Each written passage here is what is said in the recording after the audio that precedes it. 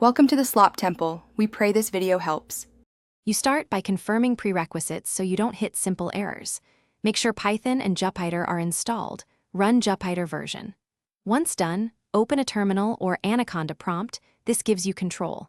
Next, navigate to your project folder with CD so the server serves the right files. Then run Jupyter Notebook or Jupyter Lab to launch the server. This opens a browser interface. Note the terminal shows a URL and token, which you'll use if the browser doesn't open automatically. Now you open the Jupyter terminal inside the web UI so you can run shell commands. In Classic Notebook, click New and choose Terminal.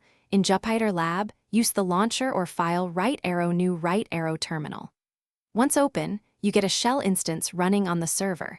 This is useful for pip installs, git commands, or data file operations without leaving the browser.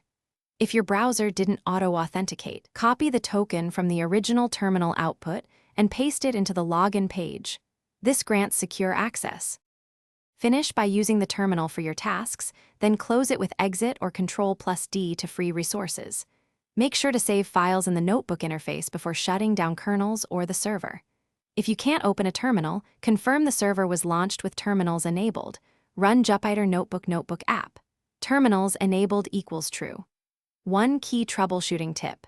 If the terminal still fails, check server permissions, Docker container settings, or remote port forwarding. Often a blocked port or missing tie support. Thanks for watching. Consider subscribing if we helped you.